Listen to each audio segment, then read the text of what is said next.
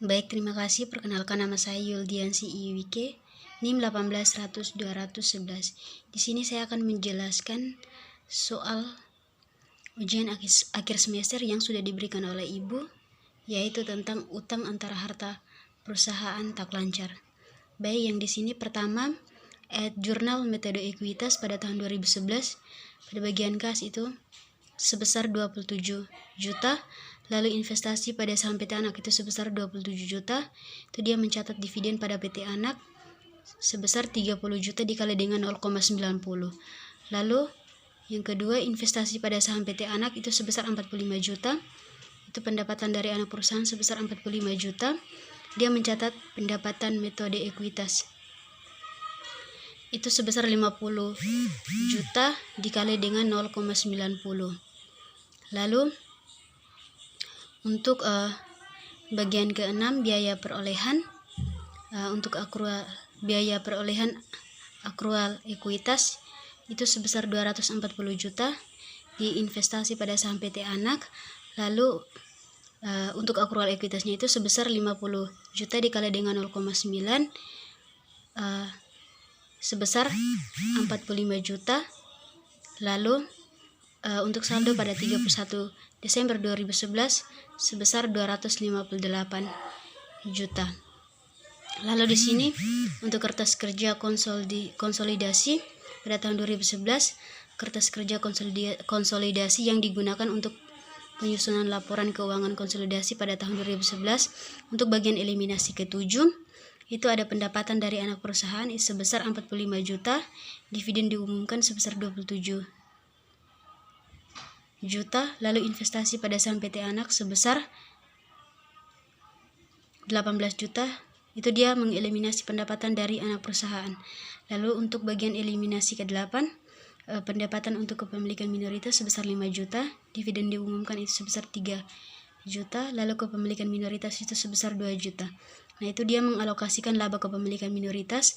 Untuk 5 jutanya itu sama dengan 50 juta dikali dengan 0,10, 3 jutanya itu sama dengan 30 juta dikali dengan 0,16.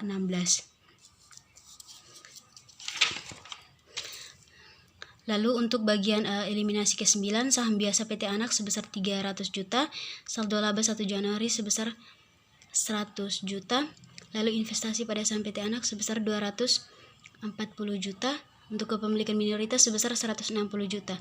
Nah, dia mengeliminasi saldo investasi awal. Lalu untuk bagian eliminasi ke-10, keuntungan penjualan tanah itu sebesar 20 juta, untuk tanahnya itu sebesar 20 juta. Nah, dia mengeliminasi keuntungan belum direalisasi dari penjualan tanah arus ke bawah. Lalu yang berikut di sini kita melihat pada 31 Desember 2011 yaitu kertas kerja konsolidasi. Nah, di sini pertama kita lihat pada pos penjualan pada bagian PT Induk itu sebesar 400 juta. Lalu untuk PT Anaknya itu sebesar 200 juta. Lalu untuk bagian eliminasi debit dan kreditnya itu kosong. Lalu untuk konsolidasinya itu sebesar 600 juta. Lalu untuk keuntungan penjualan tanahnya itu sebesar pada PT Induknya itu sebesar 20 juta. PT Anaknya kosong. Lalu eliminasi bagian debit dan kredit, untuk debitnya itu sebesar 20 juta. Lalu untuk pendapatan dari anak perusahaan, untuk PT Induknya itu sebesar 45 juta, lalu PT Anaknya kosong. Untuk bagian eliminasi debitnya juga pada debit sebesar 45 juta, kreditnya kosong, lalu konsolidasinya juga kosong. Lalu untuk total kreditnya itu sebesar 465 juta, lalu untuk PT Anaknya itu sebesar 200 juta. Untuk bagian eliminasi debit dan kreditnya kosong, lalu untuk konsolidasinya itu sebesar 600 juta. Lalu untuk harga pokok penjualan pada PT Induk sebesar 170 juta, lalu PT Anaknya itu sebesar 115 juta, lalu eliminasi bagian debit dan kreditnya kosong, lalu untuk konsolidasinya itu sebesar 285 juta. Lalu untuk penyusutan dan amortisasi untuk PT Induknya itu sebesar 50 juta, PT anaknya itu sebesar 20 juta. Untuk eliminasi debit dan kreditnya kosong, lalu untuk konsolidasinya itu sebesar 70 juta. Lalu untuk beban lainnya itu pada PT induk sebesar 90 juta, PT anaknya itu sebesar 15 juta. Lalu untuk bagian eliminasi debit dan kreditnya kosong, lalu untuk konsolidasinya itu sebesar 55 juta. Lalu untuk total debitnya itu pada PT induk sebesar 260 juta, PT anaknya itu sebesar 150 juta.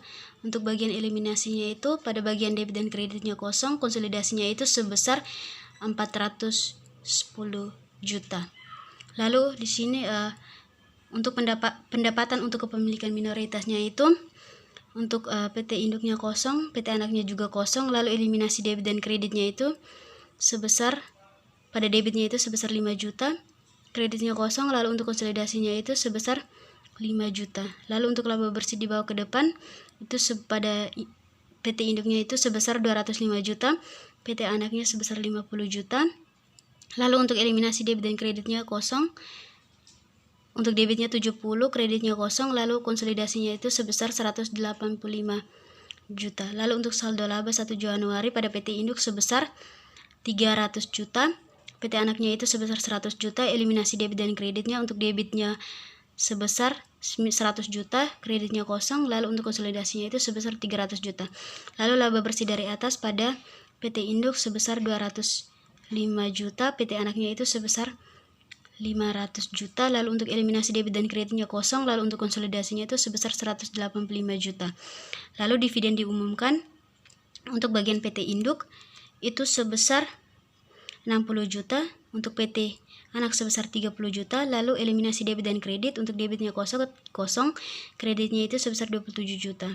Lalu di sini kita melihat pada saldo laba 31 Desember dibawa ke depan pada PT induknya itu sebesar 445 juta, lalu untuk PT anaknya itu sebesar 127 juta, eliminasi debit dan kredit, debitnya itu sebesar 172 juta, kreditnya itu sebesar 30 juta, lalu konsolidasinya itu sebesar 425 juta. Lalu untuk alasnya itu 299 juta pada bagian PT induk, pada PT anaknya itu sebesar 40 juta, eliminasi debit dan kreditnya kosong, untuk konsolidasinya itu sebesar 339 juta. Piutang usaha pada bagian PT induk sebesar 75, PT anak kosong, PT untuk eliminasi debit dan kreditnya kosong, konsolidasinya itu sebesar 125 juta. Lalu persediaan pada PT induk 100, PT anak sebesar 75 juta, lalu eliminasi debit dan kreditnya kosong, konsolidasinya itu sebesar 175 juta. Lalu untuk tanah untuk PT induknya itu sebesar 175 juta, lalu untuk PT anaknya itu sebesar 40 juta, debit dan untuk eliminasi debit dan kredit, debitnya kosong, kreditnya sebesar 220 juta, konsolidasinya itu sebesar 195 juta. Lalu untuk bangunan dan peralatan untuk PT induknya itu sebesar 800 juta, PT anaknya itu sebesar 600 juta, eliminasi debit dan kredit, untuk debitnya itu kosong, kreditnya kosong, lalu untuk konsolidasinya itu sebesar 1.400.000. Lalu investasi pada saham PT anak pada PT induk sebesar 258 juta, PT anaknya kosong, eliminasi debit dan kredit, debitnya kosong, kreditnya itu sebesar 18 juta. Lalu untuk total debitnya itu sebesar pada PT induk itu sebesar 1.707 juta. Lalu untuk PT anaknya itu sebesar 805 juta. Eliminasi pada bagian debit dan kreditnya kosong. Lalu untuk konsolidasinya itu sebesar 2.234 juta. Lalu untuk akumulasi penyusutan pada PT induk 250, PT anak 220 juta, eliminasi debit dan kreditnya kosong. Lalu untuk konsolidasinya itu sebesar 470.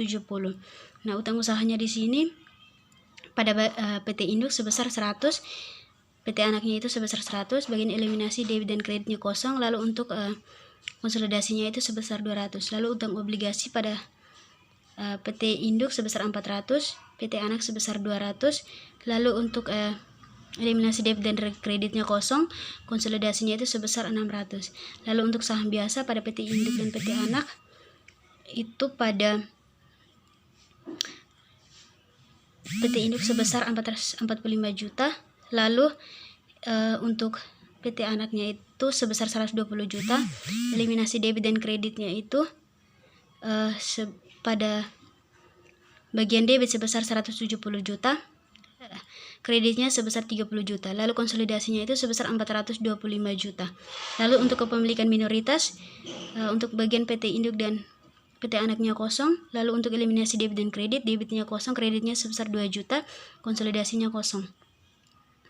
Lalu untuk total keseluruhan dari eliminasi debit dan kredit, untuk debitnya itu sebesar kosong, kreditnya itu sebesar 160 juta, lalu konsolidasinya itu sebesar 162 juta.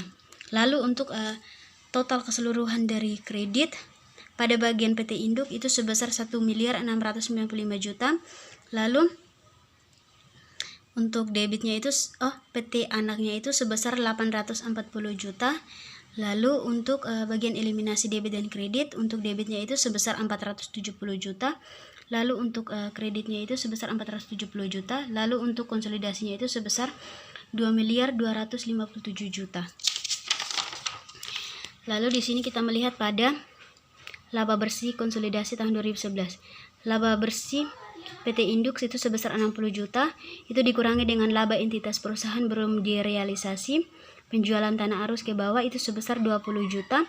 Lalu laba direalisasi terpisah pada PT Induk sebesar 40 juta. Nah, bagian PT Induk atas laba PT Anak terdiri dari laba bersih PT Anak itu sebesar 50 juta, bagian proporsional PT Anak itu dikali dengan 0,90, jadi hasilnya adalah 45 juta. Lalu laba bersih konsolidasi 2011-nya itu sebesar 95 juta. Lalu untuk kepemilikan minoritas, nilai buku PT Anak pada 31 Desember 2011, saham biasanya itu sebesar 300 juta, saldo labanya itu sebesar 120 juta, total nilai bukunya itu sebesar 420 juta. Bagian proporsional pemegang saham minoritasnya itu sebesar dikali dengan 0,10. Lalu untuk kepemilikan minoritas 31 Desember 2011 sebesar 42 juta. Baik, sekian penjelasan dari saya. Terima kasih.